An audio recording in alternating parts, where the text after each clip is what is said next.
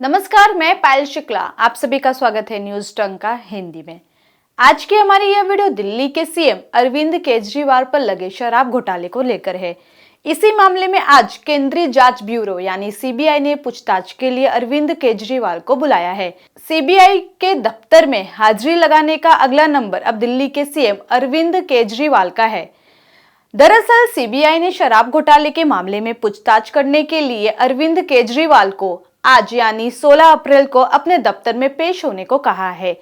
इस खबर से देश की राजनीति में भूचाल सा आ गया है। वहीं अब इस बात की भी कयास लगाई जाने लगी है कि क्या केजरीवाल का हश्र भी मनीष सिसोदिया जैसे ही होगा, यानी क्या अब केजरीवाल भी जेल जाएंगे। हालांकि सबसे बड़ा सवाल यह है कि अगर केजरीवाल जेल जाते हैं तो आम आदमी पार्टी का क्या होगा। लेकिन सबसे पहले आपको ये बताते हैं कि अरविंद केजरीवाल आखिर फंसे कैसे और कैसे एक वीडियो कॉल ने अरविंद केजरीवाल को इस शराब घोटाले में फंसा दिया। अब आप लोगों के जहन में सवाल उठ रहा होगा कि आखिरकार अरविंद केजरीवाल किससे वीडियो कॉल कर रहे थे और वो कैसे फंसे, और अब सीबीआई इसी वीडियो कॉल को लेकर अरविंद केजरीवाल से क्या सवाल करने वाली है। दरअसल शराब घोटाले की इस कहानी में मुख्य रूप से दो पात्र महत्वपूर्ण हैं, जिसमें एक व्यक्ति का नाम है विजय नायर, जो आम आदमी पार्टी में मीडिया और कम्युनिकेशन का इंचार्ज था, और दूसरे व्यक्ति का नाम है समीर महेंद्रू, जो शराब का बहुत बड़ा कारोबारी था। ये दोनों ही दिल्ली के शराब घोटाले के मुख्य आरोपी हैं और इस समय दोनों ही जेल में बंद है।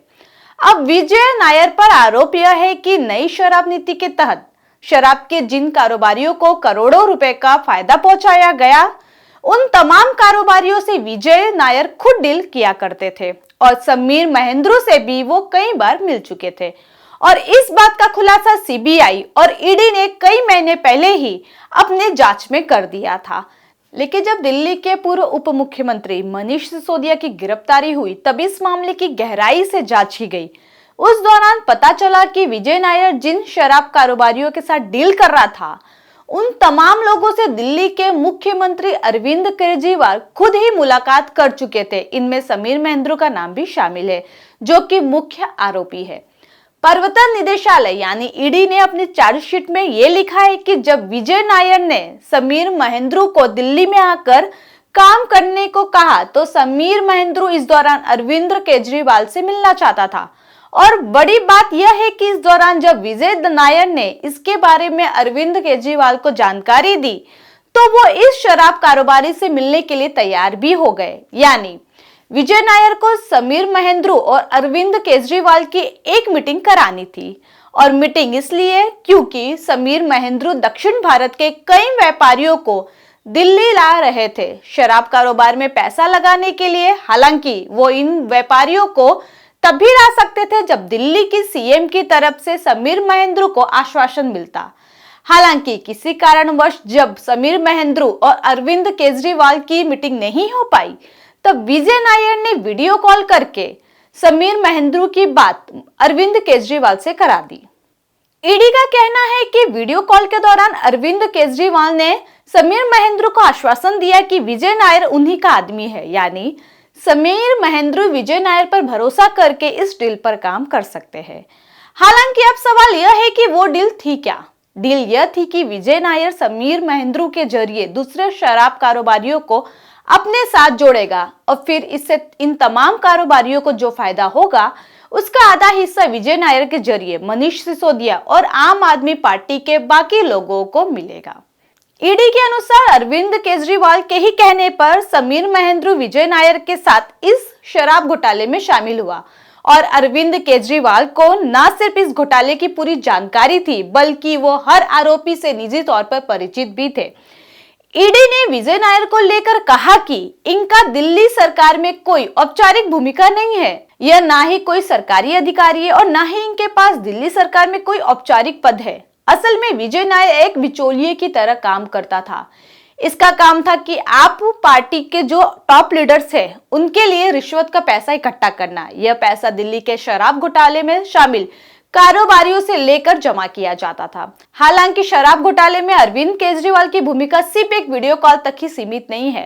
असल में दिल्ली में जो 2,500 करोड़ रुपए का शराब घोटाला हुआ, उस घोटाले में अरविंद केजरीवाल स्पष्ट रूप से जुड़े हुए हैं। और दिल्ली के सीएम पर यह भी आरोप है कि इस घोटाले में कई लोग इसलिए जुड़े क्योंकि उन्हें अरविंद केजरीवाल की तरफ से भरोसा या कहे तो आश्वासन दिया गया था। इसका सबसे बड़ा उदाहरण है कि दिल्ली में शराब कारोबारियों को फायदा पहुंचाने के लिए उनका प्रॉफिट मार्जिन 6% से बढ़ाकर 12% कर दिया गया, जबकि इसे लेकर कोई प्रस्तावना नहीं था। लेकिन ये सब कुछ इसलिए हुआ क्योंकि अरविंद केजरीवाल ने खुद इस पर अपनी सहमति दे दी थी। सीबीआई ने इस मामले में जिस व्यक्ति को बुलाया वो शराब नीति लागू होने के समय मनीष सिसोदिया का सचिव यानी सेक्रेटरी था, जिसका नाम था श्री अरविंद। पूछताछ में सचिव सी अरविंद ने बताया कि मार्च 2021 में मनीष सिसोदिया ने उन्हें अरविंद केजरीवाल के घर पर बुलाया। जब वो घर पहुंचे तो वहां सत्येंद्र जैन भी मौजूद थे। मनीष सिसोदिया के सचिव का बयान अदालत में दर्ज है। शराब के होलसेलर का प्रॉफिट मार्जिन 6% से बढ़ाकर 12% दक्षिण भारत के कुछ नेता और शराब कारोबारियों को फायदा पहुंचाने के लिए किया गया था, जिसमें तेलंगाना के मुख्यमंत्री के चंद्रशेखर राव की बेटी के कविता का नाम भी है।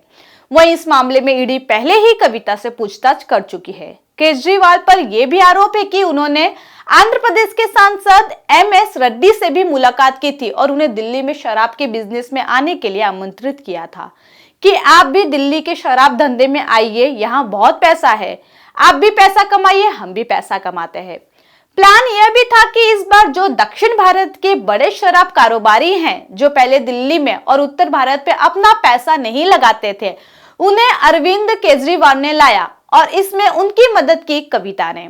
और जाहिर है कि इसमें तेलंगाना की सरकार और वहां के लोगों ने अपनी महत्वपूर्ण भूमिका अदा की है। आरोप है कि चीफ मिनिस्टर ही इस शराब घोटाले के निर्माता है और इसी वजह से सीबीआई ने अरविंद केजरीवाल को पूछताछ के लिए बुलाया है। बड़ी बात यह है कि जिस बैठक को लेकर सीबीआई अरविंद केजरीवाल से पूछताछ करने वाली है, उस बैठक में 3 लोग थे, खुद अरविंद केजरीवाल, सत्येंद्र कुमार जैन और मनीष सिसोदिया। हालांकि इनमें से मनीष सिसोदिया और सत्येंद्र कुमार जैन तो पहले ही जेल में है और अब केजरीवाल पर भी गिरफ्तारी का खतरा मंडरा रहा है, क्योंकि अरविंद केजरीवाल के खिलाफ पुख्ता सबूत के तौर पर ईडी की चार्जशीट सबसे महत्वपूर्ण है। इस चार्जशीट में यह बताया गया कि शराब घोटाले में जो पैसा आम आदमी पार्टी को मिला, वो पैसा पिछले साल गोवा में हुए विधानसभा के चुनाव पर पार्टी में खर्च किया और ईडी ने इस मामले में 100 करोड़ रुपए की मनी ट्रेल का पता लगाया है। ये 100 करोड़ रुपए दक्षिण शराब कारोबारियों से आम आदमी पार्टी को मिले थे। क्या है दिल्ली का शराब घोटाला, आइए संक्षिप्त में जानते हैं। दरअसल 17 नवंबर 2021 को दिल्ली सरकार ने राज्य में नई शराब नीति लागू की थी। इसके तहत राजधानी में 32 जोन बनाए गए थे और हर जोन में ज्यादा से ज्यादा 27 दुकानें खुलनी थी। इस तरह से कुल मिलाकर 849 दुकानें खोली जानी थी। इसके पहले दिल्ली में शराब की 60% दुकानें सरकारी और 40% प्राइवेट थी। नई पॉलिसी लागू होने के बाद 100% प्राइवेट हो गई। सरकार ने तर्क दिया था कि इसमें 3,500 करोड़ रुपए का फायदा होगा, लेकिन इससे जनता और सरकार दोनों को नुकसान होने का आरोप है। आरोप यह भी है कि इससे बड़े शराब कारोबारियों को ही फायदा हुआ। ये हम सभी जानते हैं कि अरविंद केजरीवाल भ्रष्टाचार को लेकर क्या कहते हैं और आम आदमी पार्टी असल में भ्रष्टाचार को मिटाने के नाम पर ही बनी थी, लेकिन आज खुद अरविंद केजरीवाल की पार्टी पूरी की पूरी भ्रष्टाचार में डूब गई है। हालांकि आम आदमी पार्टी का कहना है कि केंद्र सरकार सीबीआई का दुरुपयोग करके अरविंद केजरीवाल को जेल में डालना चाहती है। वहीं देखने वाली बात यह है कि जब से सीबीआई का समन पहुंचा, तब से आम आदमी पार्टी अब और भी ज्यादा आक्रामक हो गई है।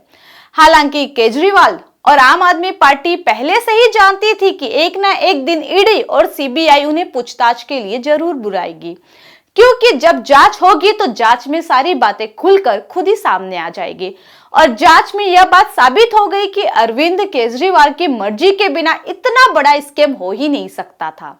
इसी हफ्ते 11 तारीख को जब आम आदमी पार्टी के राष्ट्रीय पार्टी बनने पर अरविंद केजरीवाल ने एक भाषण दिया, तब उन्होंने खुद ये कहा था कि एक एक करके उनकी पार्टी के कई नेता गिरफ्तार होंगे। और इस भाषण के सिर्फ 3 दिन के बाद ही सीबीआई ने अरविंद केजरीवाल को पूछताछ के लिए बुला लिया, क्योंकि शायद अरविंद केजरीवाल को पता था कि अब अगला नंबर उन्हीं का आने वाला है।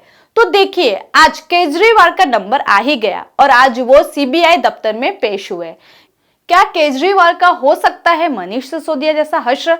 इसे लेकर आपकी अपनी राय क्या है, हमें कमेंट सेक्शन में जरूर बताएं। साथ ही हमारे चैनल को लाइक, सब्सक्राइब और शेयर करना ना भूलें। फिलहाल के लिए इतना ही। जल्दी एक नई जानकारी के साथ पुनः उपस्थित होंगे। तब तक के लिए मुझे दीजिए इजाजत। धन्यवाद।